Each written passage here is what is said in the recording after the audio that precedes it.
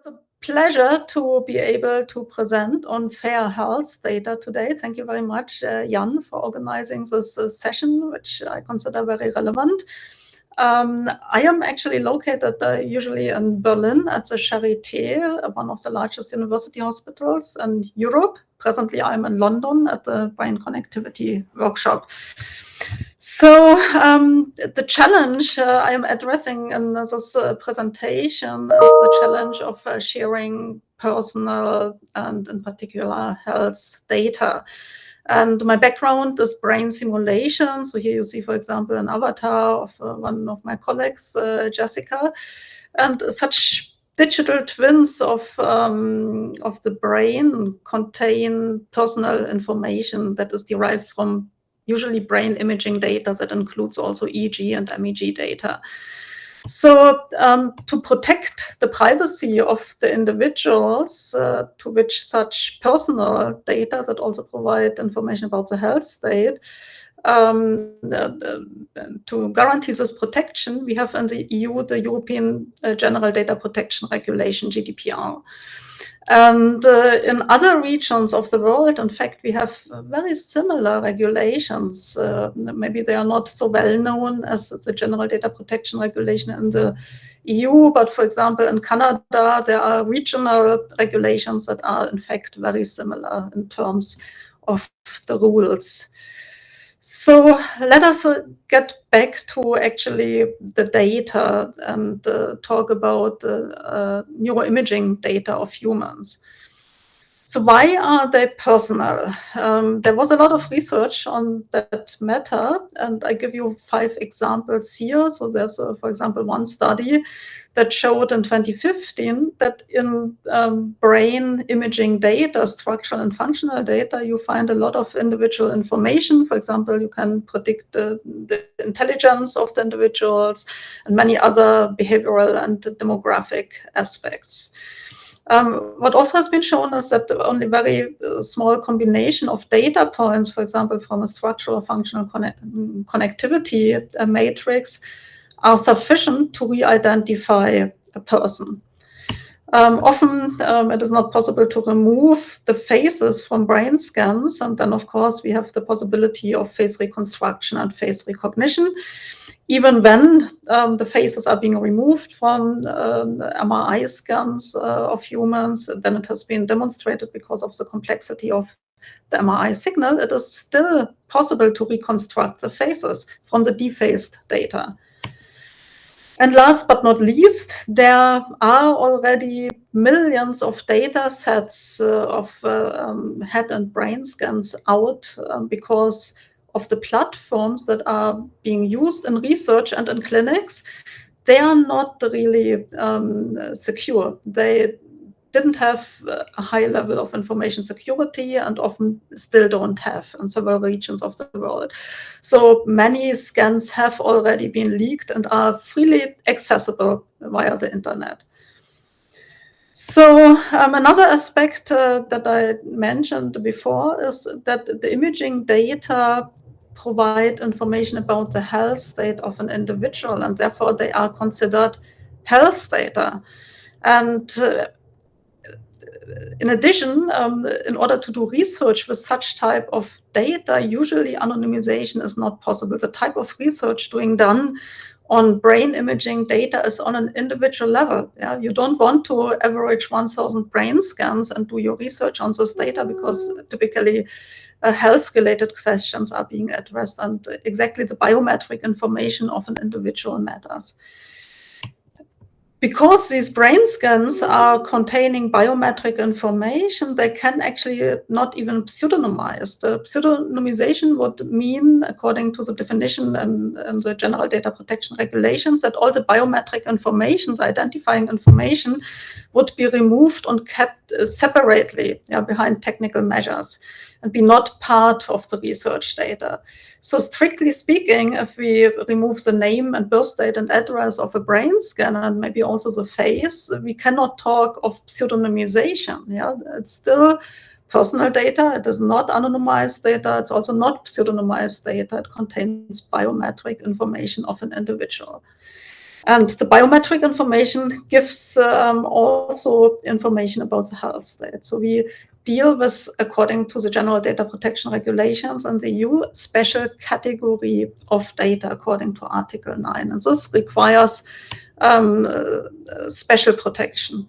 So what are the roles in GDPR? Very importantly, in GDPR, personal data, human data, cannot be owned. There's not the definition of an owner of personal data. There are only 3 roles defined. The role of a data subject, this is the individual to whom the personal data belong. The role of a data controller, this is the individual who determines the purpose of the processing of the data.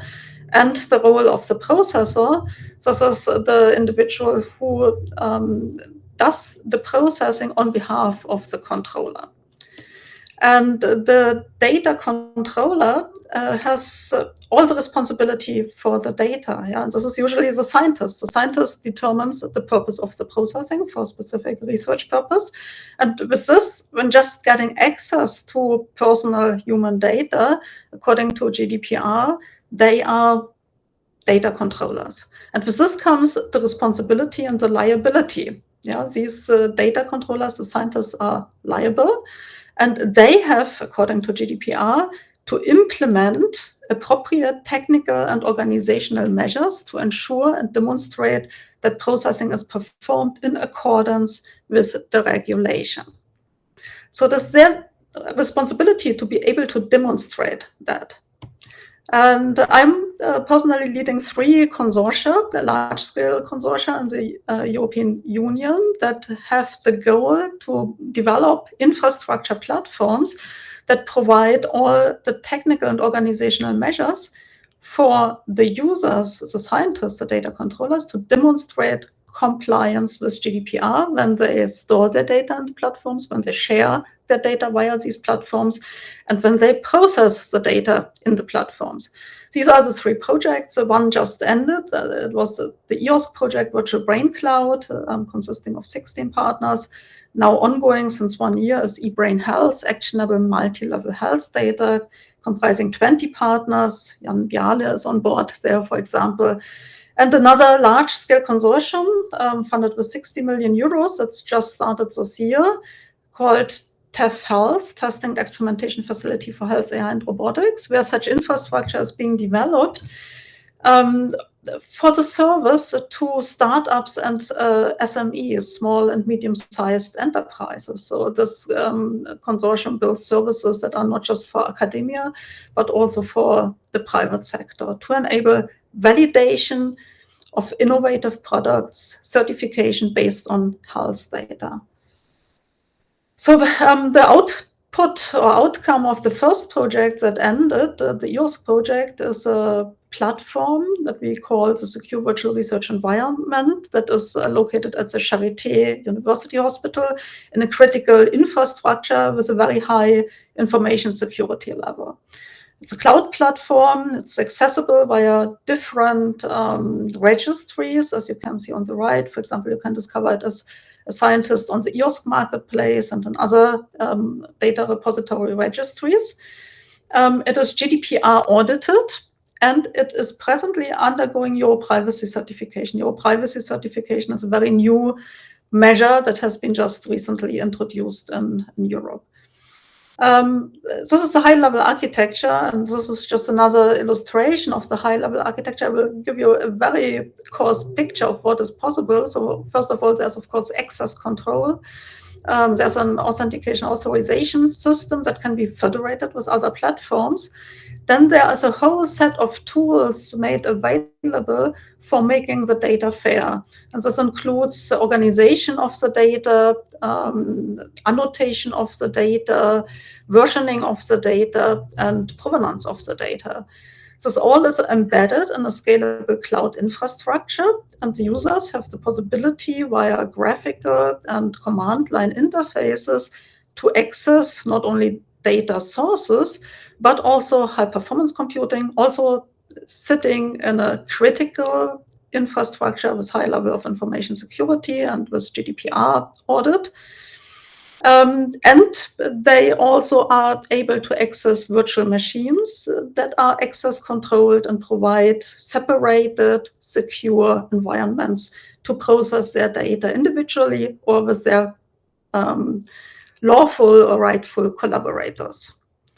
So the infrastructure is providing graphical user interface, command line interface, private cloud computing, GDPR readiness certification, automated ingestion of some of the interfaced hospital data sources, but also external data sources, and a lot of tools to make the data fair. And this infrastructure that is already operational and at the service of the users, not just of the Charité staff, but of international users at the Charité, is now being developed towards a federated network of such centers where the same solution is being deployed. The platforms are interoperable, and together they form the so-called health data clouds. This is eBrain's infrastructure for sensitive data. And I mentioned it recently in October last year, there was the introduction of the GDPR Euro privacy certification. So this is a new measure where a set of accredited auditors evaluates such infrastructures for GDPR compliance. This is the eBrain's website where you can find the portals to these resources. Coming to the end of my presentation, I want to mention the complexity that accompanies sharing of personal and health data. For example, if a researcher wants to publish their data in the journal Scientific Data, this is a journal based in the UK that has the purpose of making data fair. But as you can see here, for the data controller, there are many obligations. So they have to have a lawful basis for the processing. That is often an informed consent by the data subject. They often need to have a vote by the ethics board. They need to consult the data protection officer when they are processing or sharing sensitive health data. But they also need to make sure that the infrastructure that they are using provides all the technical and organizational measures that guarantee GDPR compliance and a high level of data protection of their data. So therefore, they have to go into user agreements and service level agreements with, for example, cloud infrastructure providers to share their data there. And they have to review all the technical documentation of the platforms that is guaranteed by these technology providers. But importantly, the controllers are not allowed to share their health data or personal data, for example, imaging data, with anonymous reviewers. So and this makes it very complex. So it's not possible, it would be unlawful. The controllers, the researchers could be punished and sued if they share personal human data blindly with the reviewers of a journal.